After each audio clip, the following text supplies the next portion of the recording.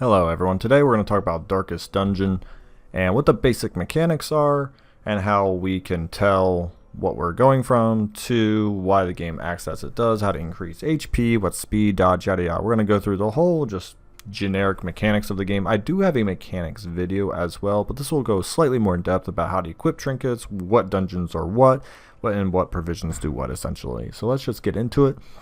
There's a lot. So your character is probably one of the most important things to understand initially. They have all these stats right here. Looks like a lot. They have all these resistances. It's very overwhelming at first, but once you kind of break it down, it's not so bad. HP is obviously how much you can take, and the damage you can do, damage 5 to 10, is based off your weapon. So is speed, and so is base critical chance. So you can find all of that here, and you can find that we can upgrade this to 6 to 12 damage and 5% crit. The speed does not change yet, but it probably would in the next weapon. And as you can see here, we go from dodge to HP, which I also forgot to mention about the dodge aspect. So everything but protection and accuracy modifier, these two right here, are all upgraded via trinkets, or obviously this. Now, if you're wondering what trinkets, so for example, boom, at a speed zone, you get 1 speed. Some of these include accuracy modifiers. Trinkets will affect everything here, and they'll highlight and let you know what they do and what they take away from. For example, this is just +1 speed, no drawbacks to it. So now we're at 6 instead of 5. We take it off that way. And you can find your trinkets right down in this little chest over here. And like I say, just drag and drop and place it in. Mind you, this is for PC, obviously. If you're playing on the Xbox or some other platform, I'm not exactly sure how you equip, but this is the process. If you figure out how to select these, you should be able to drag and drop them or select them. Now, let's talk about what a little more in depth what all these do. HP is just HP. Dodge will calculate from accuracy, and we'll hover a skill to show you accuracy. So this just means accuracy modifier. It doesn't mean we have 0 accuracy. It just means we have +0 to accuracy. So when we look at a skill, we have an accuracy base chance of 85% plus 7% critical. That does stack on your 5% because that's your weapon base, and this is what the skill adds. So now we have 12% critical on this ability with 85 accuracy, 90% damage versus marked, and marks are marked for death. I can show you those later.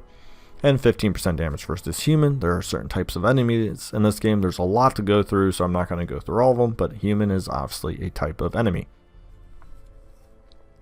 Now, the 85 accuracy, how that works is, Darkest Dungeon, I'm pretty sure essentially at 95 accuracy, you get a 100% chance to hit. You will never get above, I believe the game gives you 95 plus 5. It sounds weird. I think you always have a 5% chance to hit. So once you hit 95 accuracy, it's technically 100 if the enemy has 0 dodge. So let's talk about the dodge factor now. What does that mean? So if we have 85 plus 5 accuracy, essentially, it's 90% chance to hit. And then we go over here and minus that from our 10 dodge. So to give us an 80% chance to hit, I'll put a little equation here. So 90 minus 10 equals 80% chance. That's how we have our dodge. Dodge is not percentage points. It is a raw number that goes against your accuracy. So you can have 133 dodge and still get hit theoretically if a skill was to have 134 accuracy or something. So dodge is not percent. Remember that. Protection is percent, and obviously it will take away from raw damage. This is raw damage. Now caltrops have an ability called bleed. Bleed is not reduced by protection. So if you have 5 bleed on you, you will take 5 bleed no matter if you had 80% protection. So it's only from raw damage do you receive protection. Now, speed's an interesting one. It's not very clear how it's calculated, but we will absolutely go through it. Speed is not as apparent as it seems to be, I'll say. It's not like I have 6 speed and someone has 3 speed, I'll always beat them. That's not how the game works. So what the game will do, at the start of the round, it's easier if you just imagine it with 8 people. Everyone gets randomly assigned, and I believe it's one unique number 1 through 8. So I could have a speed of 6, but someone could have a speed of 3, but if they got a 7, went to 10, and I got a 2 and went to 8, they'll outspeed me. So there is an aspect of RNG. Now eventually you can mathematically eliminate this. Let's say you have 14 speed and someone has 4. You're never going to lose. You will always go first, and it is possible to get that high speed with just things such as Battle Ballad, which we'll show in the Jester here, +2 speed, +6 accuracy, +3% crit. We've talked about all of those. That would go into the accuracy modifier once you start using this ability. This does get higher obviously the more you level it, so it eventually does get you to 4 speed. And we'll show you where to go get the skills and how all that increases. Here we go. So it's a lot to read, and I'll actually find a none. Here we go, a little less. Okay. So as you can see, when you upgrade your skills, upgrading skills is how you get more accuracy and how you get more percentage damage. If you want more raw damage, it's weapon. But if you want more accuracy, it's skill. Remember that. So if you're missing a lot, do not buy a weapon. It's not going to help you with missing. Buying skills will. And typically skills will not help you with direct damage. They will help you gain percent increases, DOT increases, and critical chance increases. So they are more damage, but it won't be usually in terms of raw damage unless you obviously get like X percentage more. I like to buy skills typically before I like to buy weapons though, only because the accuracy is important. You could have all the damage in the world and go first, but if you can't hit your target, I don't know what to tell you. You can't really do much about it. So I do like skills, and if we were to buy this, then we get that. Now we have 85 accuracy and 20% versus Eldritch, as it was only 80 and 15% with a 9% crit modifier before.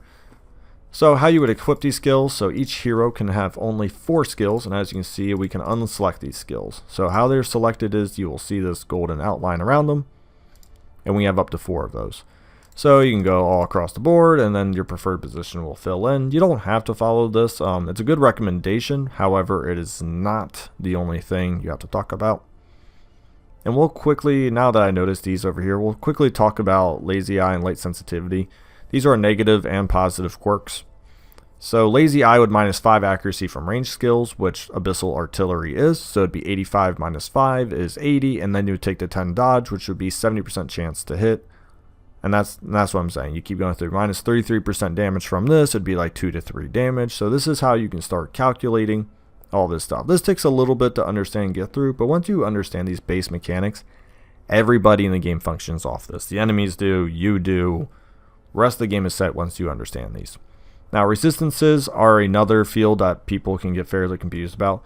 This does not mean you have a 70% chance to resist debuff. That's not how it works. It is minus whatever the debuff skill chance is. So as you can see, we have a debuff target here. I'll try to highlight it. It's debuff 100% base chance, right?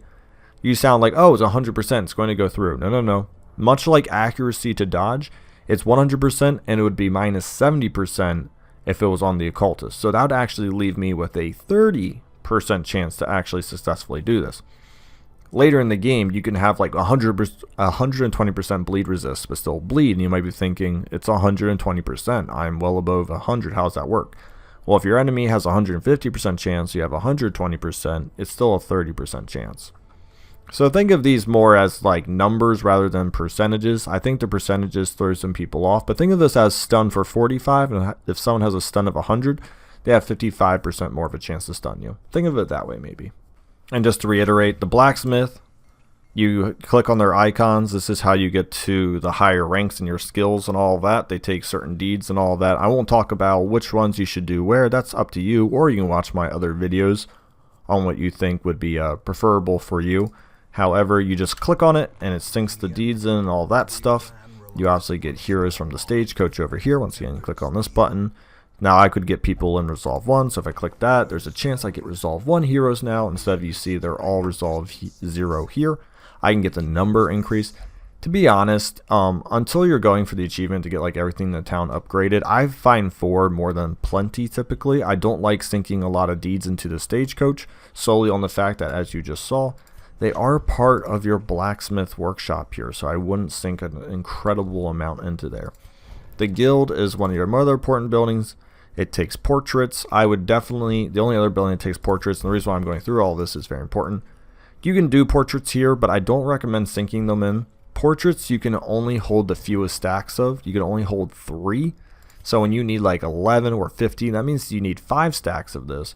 As opposed to deeds and busts, you can hold up to stacks of 6. So when they need like 4, well, that's only, 1.5 stacks, as it would opposed to be at least 3 stacks in your inventory. And you can never increase the size of your inventory. So it's not very smart to just always fill up on that stuff. And another one that might be hard to miss, you have all these down here. You do have a survivalist over here. It just takes deeds upgrade, and all it ever does is reduce your camping cost. So if I click on this guy, I can buy these. I wouldn't recommend really doing this till probably veteran level. A, they're super expensive, and B, usually you'll have at least one of the things you want, so I wouldn't recommend sinking all that money and time into it. And as you can see, you just click, everything is just fairly click on it, and you can see the HP goes from, the dodge goes from 0 to 5, HP 24 to 29. So those are like the bare base mechanics. It's a lot. I went through it. We're gonna go take just a couple of fights. I'm gonna jump around, kind of show you what's up at the end of the day with it, and we'll take out this party, as I don't even know who's in this party. And I'll show you one last very important building is the sanitarium. This is what I usually upgrade near the beginning as well. I try to get the number of treatment ward slots up to 2, and then I try to reduce the cost of the quirks because they are expensive. If you ever wonder what this thing is down here, you can trade in heirlooms. So what you do is you cycle through this. This is what you're trading in. So I can trade in 3 crests for 1 deed. So boom, you see that? Just went to 12. I can do it now. Boom. So now I make that less expensive. And then I can just put people in here. Typically, I will remove. Sometimes you could lock it in, but it's 5,000 is really expensive. I usually try to remove really negative quirks, and this tend to be perfectionist, kleptomaniac, light sensitive, and depending on who you have, lazy eye. So I'm going to remove light sensitive. We're going to look for one more real quick. And I'm just going to show you what happens when the red skull means it's locked in. As you notice, that's 3,500 as to 1,000. So when you can, try to always get rid of your negative quirks before they lock red. Don't worry about it too hard in the early game because it's very difficult to keep up. You're going to have a lot of people lock in negative quirks. Like I said, just roll with the punches. It's not your fault. It's just very hard. You don't have a lot of money in the early game, so trying to keep track with all that is very difficult. So, as I said, don't worry your head off if you find yourself falling behind slightly. You'll have more than enough time to do so, and we're gonna go in. So right before we go in, this is when we can choose what kind of trinkets we want to have on. So currently we have 10% damage. We can get +4 dodge, as you can see, +4. No, we don't really have any more trinkets. And then we can also select our skills here, but I'm happy with the skills I have. If you want to know what to equip per each person, that's kind of too long in this video. There's a lot of possible party combinations and other stuff, so we're not going to go through that. Food will allow you to do food checks and heal. I almost always take a full, if you hold down shift, okay, it's not working. Oh, there we go. I didn't have my keyboard on. Ha. If you hold down shift, you'll take a full stack. So if you're ever wondering what's the most you can have of something, like you can only have 4 shovels, you can have 6 of that.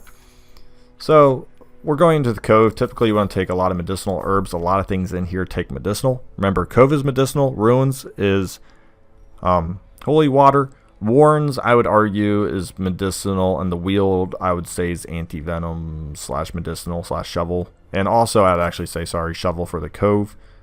And then torches, as you can see, we can only hold stacks 8. I'm doing that shift clift. For the beginning short, I probably only taken 2. I like to do a little more food if I don't have a main healer. I have 2 sources of heals, technically 1 self-heal there. But I don't like trusting that always. And I don't necessarily take in a lot of DOT removers. But, so remember, food's HP. This does pathways and curios. This does blight, this does bleed and curios, this does debuffs curios, this is just curios. Increases your resistances and curios. This gets rid of the horror status, which can be done by a ghoul once you start fighting them at other levels. And this is torch and curios. So let's just go take a fight or two, see the mechanics play out. I'll explain them as they start happening, and you'll get to see everything in live action, and you'll get to understand why everything is occurring how it is. This is a new playthrough. It's on Radiant. There will be no spoilers. This is not a boss. There's no secret enemy. I have no DLC on in these. So this will be raw base game. Everything if you bought the raw base game, you will be able to witness everything I'm doing. Okay, well, geez, right there's a trap immediately. When you get sprung by a trap, there's a certain percentage trap base per apprentice, veteran, and champion. And then if you get surprised by a trap, it takes that percentage minus your trap resistance, I believe. Therefore, I had X percentage chance to dodge, and thankfully I did. Interacting with curios, depending on what you play on, is like holding down W, where you can click on them on the console. I'm not entirely sure. Alright, now we get into a fight here. Now, I got to go first. Speed of 5, which means, see how this is speed of 10? That means this guy probably got a 1, and I got like an 8, right? I got something significantly higher than this pelagic shaman. And then speed of 0, speed of 6, speed of 0. So what we can theorize how this fight's going to go is Pelagic Shaman will probably go next, most likely by the Pelagic Grouper, because we look at our speeds here, we're pretty, except for the Highwayman, we're pretty significantly slower than a Pelagic Grouper. So knowing this information, what I can try to do is Dog Bone, and we can look at that. The Dog Bone does 50% damage, 15 accuracy. I now have 100 so as you can see, it's 95% chance to hit. It's not 95. It's more than that. We got 11% chance to crit and a hero base chance of 8 to 12. So let's try it. Perfect. Max damage. And what would have happened? You didn't see it. It would this guy would have gone, and then like we just said, it's going to be the Pelagic Grouper's turn, and most likely it's going to be a toss-up between these two guys who goes next. Now, me knowing the game, I know these guys are a lot worse, so I want to kill him because these guys will eventually do it, what you call a guard mechanic. And I don't want him guarding this dude because he's got a really annoying ability. So I'm going to preemptively stun. And like I said, it's debatable on who is going to go first. Now, you saw that stun go off. He had a 25% chance to stun. He had 25% resistance, but my stun chance was, once I can show you. Okay, he got to go again. Once again, he has speed of 6. It is pretty fast. So he had a 25%. I had 110. It makes it a 15% chance to stun. So an 85% chance to stun, 15% to resist is what I meant. So as you can see, that's probably why I got the stun. You know, 85 is pretty significant. I believe it's, what, 7/8 or something. And what you're seeing me do here is use my abilities to get some HP back up. Because at this point, I know this guy's really slow. I don't know the accuracy of that skill, but it was that minus the 12 on my Crusader. And I have 26 on my Highwayman. So depending on the accuracies of these guys, it actually matters quite a lot. So having 26 dodge this early is pretty good, because most enemies probably won't have an accuracy above, usually about 80 to 90. So you figure it's about a 60% chance to hit me. All the loot you just saw there, I did it pretty quick, but I hit the spacebar to accept all of it right away. Now this guy's 10 speed, this guy's 9 speed. Once again, we just got outsped, because they have significantly higher speeds, and actually they all have a lot higher speeds. And that's why they're all going before us. They literally all went before us, actually. But once again, we have a decent dodge on this guy. It's not bad. Now let's look at our light condition here. As you can see, we get more stress and more monster crits the lighter we go. However, eventually we'll hit higher loot. So what I'm going to do here is show you a decent way to get a decent amount of loot, but while also keeping your battles fairly safe. So what I'm going to do here is, and if you're a new player to this game, try your best early on not to spread your damage out too much.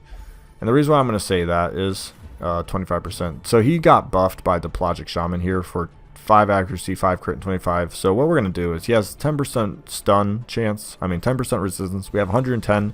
So if we hit, it's a guaranteed stun. It's never not going to fail. And also when you critical with a DOT, debuff, stun chance, you add 20% to that. So we actually just got a 130% chance to stun with only 10% resistance, which means we definitely gonna get that stun off, which we did. There was 0 chance to avoid it. Once again, take the accuracy minus 12 and then blammo, shoot him back. So if feel free at any moment to pause this. The criticals are RNG. I can't really will those forward more other than getting critical chance buffs up, trinkets that do it, skills that increase critical chance. There are debuffs that actually allow critical chance to increase, and Grape Shot Blast right here, see crits received chance +4. So if I had a 10% chance to critically strike, but then if I hit someone with that debuff, it would then turn 14. So keep that in mind. I am trying to just kill them off. I like to play with my food to a certain extent. However, at low levels, your low amount of HP doesn't really afford you a lot of strong heals, which means you don't necessarily have like 2 turns of heals to 1 turn of enemy damage. May not be worth it at lower levels because, like I said, the HP gain is so low. We get to our curio, and like I said, you can use shovels here, and then you can get loot. I hit spacebar on PC, and then a food check to show that I need food. If you don't have that, you take damage and a significant amount of stress. Never skimp out on food. Food is probably one of the things you can overbuy on solely, and I'm going to dog bone, because in this game you will learn that stress damage dealers are a nightmare, and you want to do almost everything in your power to stop them. They're all fairly good speeds again, but you'll notice I'm going to go before all of them. And I'm going to do that because it's something called a surprise. Surprise lets you do all 4 turns first, and then all the enemies go. It's pretty cool. Now, my word of warning to surprises: make sure you target fire as I just did. Don't chip everyone down, then think you're going to get another whole round to go. You're not. So what can happen if you don't take advantage of your surprises, you can go not kill anyone. All 4 of these guys, remember this, all 4 of them will go. And I'll show you how to take off DOT right here. Use a bandage. Boom, you're done. But anyway, back to that surprise. So all 4 of them will go after all of you go. And then if they have higher speeds, they can go again. So essentially what's happening here is they can get 6 to maybe, if you have really slow people, 8 turns in a row. That is how you lose people. As you can see, I just got the bleed right back. I don't have any more bandages. Certain characters can cure bleeds. Realistically, I would not have used a bandage if I wasn't showing for this video, because A, 1 DOT per turn is nothing, and B, we weren't out of the clear yet for bleed chances, as you can see. Now it's 5 rounds. I probably would have preferred to use my my bandage on him, because now I have to take 5 damage just walking, and this does not help get rid of bleed. Some skills, like I said, are specifically designed to heal bleed, but I don't have any on at this moment. If you look into mods, you can find some for yourself, but so be it. So once again, now we have this. Did I bring along a key? I thought about a key. I did not buy a key. Okay, we would have used a key on this, and that would have actually prevented that. Now that's 2 turns. I am going to actually do anti-venom, because as you walk, you take the DOT damage. You'll see, boom, see ones. And the reason why I'm not going to use my shovel there is a possibility we run into wreckage. And if we don't, now I picked up a shovel though. See, now I picked up one. I'm actually going to head back though and then use it. Because clearing rubble with your bare hands is very brutal and often not something you want to do outside of combat if you don't have to. Alright, skipping ahead. Trying to dodge in between my animal's barks. So there will be times where it kind of skips around. Notes, I just always keep them just to have them stop spawning. They're super annoying. Some people feel differently about that, but that's how I go about it. And the last mechanic I didn't really talk about too much, and we'll actually pause right here, is scouting. When you go into a dungeon, it'll say in the upper corner what your base chance is. It's typically 25% unless you have somebody who has like an increased scouting in the cove or just general increased scouting in general. The map will also do scouting for you. That's RNG based. But anytime you enter a room with a certain light condition, you actually get X percentage more.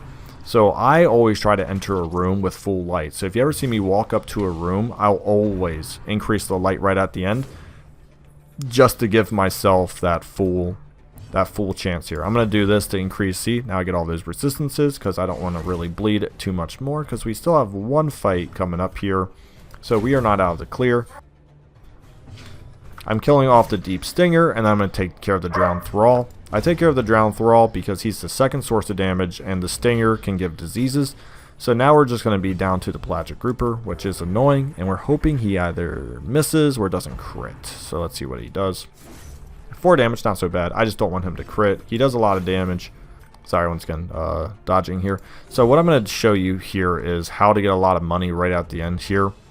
So when you know you have only a few fights coming up, what you can do, so if we have +2 to dodge, +2 to scouting, which I just talked about, that X percentage increase, then monster surprise, more chance of surprise. So now once we kill the torch, black is pitch. You'll hear some people say torchless, this is what they mean, but look at the positive/negative. So look, +4 stress, +3 accuracy, monster damage, +4 monster crits, +3 hero surprise for a little bit of loot and player crits. I'm not going to go into the theory if it's worth it or not, that's up to you. But as you can see, we got significantly more for doing that, and we'll actually watch me do that one more time here. And the reason why I'm going in is A, we scouted them, and B, we're going with full torch. We should get a surprise most likely. We didn't. Why I said most likely is when you surprise people, you get X% more chance to surprise, and I believe with the torch up a certain amount, you also get X% chance to surprise. So it was probably a 60-70% chance to surprise these guys. I'm not sure how much, to be honest. There are campfire skills that will also increase base chance. So we had a good chance, that's all I'll say. It didn't work out, that's okay. We take what we can get. And once again, we'll show the light trick one more time here. And you'll always see me stun up pelagic guardians. So if you go into the cove, keep this in mind. They can protect and get protection base increases. and they already have 33% at their first level. And I don't have any what you call really DOTs. I do technically on the Houndmaster, but it's not great. So what you're going to see me do is kill off this Sea Maggot here. That way he can't protect. Now he still theoretically can and probably will, because remember, -5 speed to 0 speed. Most likely this guy is going completely last, so I'm probably not going to have a chance. And once 110 minus 75, so it's 25, so 35% chance, probably not going to go off. Okay, lucky me. Very low chance, as you saw, went before him. And the reason why I did that is so he couldn't protect or do damage. I knew I wasn't going to kill him, so I tried to take him out. And now what you'll see me do here is Cry Havoc. It removes stress across the board. And the reason why I'm doing that is you're thinking, well, there's a guy still alive. Right, I'm probably not going to be able to kill him too quickly. And I know that these guys are not particularly strong, and they're also slow. So what I did was I removed stress. And I still, and now watch, sorry, almost messed up. I'm going to kill the torch now. Why? Because let's look at my accuracy. It's 95. I'm going to hit. What's my lowest damage? It's 7. He's going to die. I'm going to get max loot. He's not going to get to do the monster accuracy, the stress, and all that. So blam, he's dead. And once again, look at all that loot. Just pile it on in. At this point, once you get to the end of the dungeon, torches and all that stuff don't matter. Shovels don't really. Boom, fill it up. Get about 2,000 gold there, a trinket there, and then we can leave. So, boom, return Hamlet. So that is example of the mechanics and then them being in practice. So feel free to take your time in the early game. It's what it's there for. And let's talk real quick. Actually, it's a great time to talk Resolve. You only get XP, quote unquote, as you complete dungeons. It's not the amount of fights, it's not the amount of enemies, not the amount of loot, it's partially the length of the dungeon. There's short, medium, and long. They all give different XP levels. For apprentice, I recommend not going above medium. Long apprentice dungeons are just unnecessary, and the amount they give you is not worth it either. And now I'll hit return to town. You'll see the quirks we'll get. So negative quirks and positive quirks are dependent upon how well you do a dungeon. You always have a chance to get both, always. But negative quirks are 25% plus X amount of stress you have. So it's 9, 13, 18. It's not like 11%. I think it takes half that. I can't remember. So I probably had about 30% chance on everyone to get a negative quirk. The fact I got 2 is a little unlucky, to be honest. And then your positive quirks, I think, are 35 or 45% flat. And I got 3, which is actually really good. So we'll just look at these. Unholy Slayer, actually very good because he already gets extra unholy damage. Steady, minus 10% stress, amazing. And then Quick Draw is pretty good. Once again, we get more of that speed, ensuring we go first. I hope this helps. If you have any questions, please feel free to ask below. We'll go back to town, we'll see what our money is, and we'll end this video. So you'll get events like this, so I don't really care about that too much. I don't often do that. So let's go get our skills. Now that I hit Resolve 2, I can, well, I could actually buy stuff before, but see, it's still base speed of 1 and all that. But I go over here, I don't have enough to get it, but if I could do weapons to rank 3, I could get the next one and maybe get some, X bonuses on top of that, all of that. So thank you for watching. I hope this helped, and let me know if you have any questions.